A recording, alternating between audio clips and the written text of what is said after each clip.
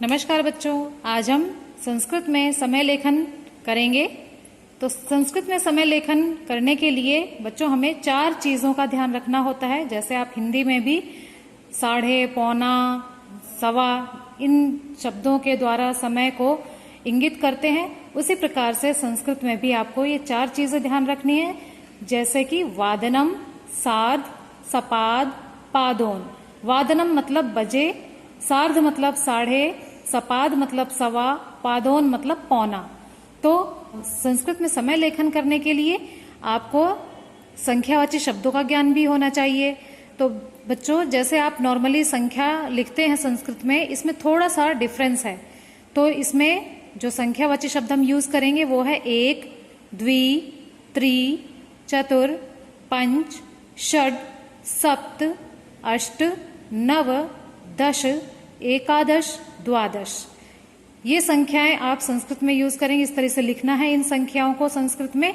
अब हम ये सार्ध, सपाद और पादोन इन संख्याओं के पहले जोड़ देते हैं तो हमारा समय लेखन हो जाता है। और ये जो वादनम है इसे हम बाद में जोड़ते हैं।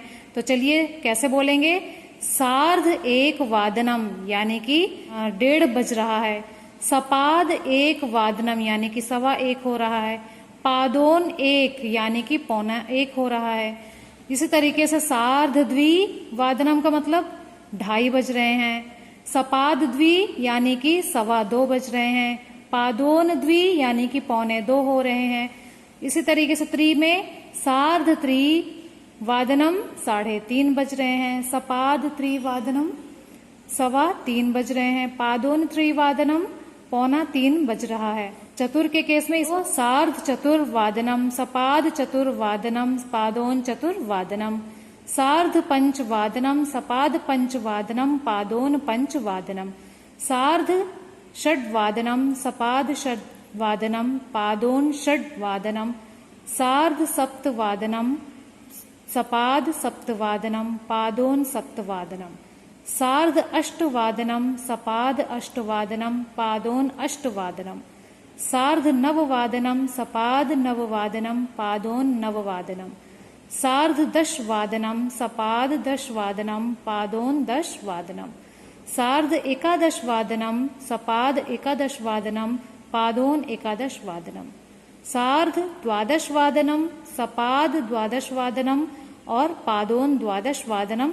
इस तरह से ये सारी संस्कृत में आपको समय लेखन बता दिया। जब आप पेपर में समय लेखन करते हैं तो बच्चे नॉर्मली ये गड़बड़ करते हैं कि जो जहां हमें एक वादनम लिखना होता है वहां एकहा लिख देते हैं और इसमें द्वौवादनम, द्वे वादनम। तो बच्चे हमें रूप नहीं चलाना, यहाँ पे हमें एक्चुअल संख्यावाची शब्द लिखने हैं। तो सिर्फ आप समय लेखन के आधार पर आप सिर्फ संख्यावाची शब्दों को इसी प्रकार से याद करेंगे। इसके अलावा उसमें कोई परिवर्तन नहीं होता। यहाँ पे स्त्रीलिंग, पुल्लिंग, नपुंसक लिंग के आधार पे हमें संख्यावाची शब्द नहीं लिखने होते हैं। इसलिए एकहा, एकौ, एकम ये सब नहीं लिखा जाता है बच्चों। सिर्फ एक, द्वि, त्रि, चतुर, पंच, षड, सप्त, अष्ट, नव, दश, एकादश, द्वादश ये आपको संख्यावाची शब्द ध्यान रखने हैं। और जिसमें से सार्ध, सपाद, पादोन पहले आता है। कुछ बच्चे बाद में लगा देते हैं एक पादोन वादनम, द्विपादोन वादनम, ऐसे नहीं लिखते बच्चों। त्रि सार्ध वादनम, चतुर सार्ध वादनम ऐसे नहीं लिखते हैं। हमेशा ये जो सार्ध, सपाद, पादोन हैं इन्हें पहले लिखा जाता है और वादनम बाद में आता है। तो आशा करती हूँ कि आपको ये समय लेखन समझ आया होगा। और यदि कुछ समझ नहीं आता तो आप मुझसे कमेंट बॉक्स में कमेंट करके पूछ सकते हैं बच्चों। धन्यवाद।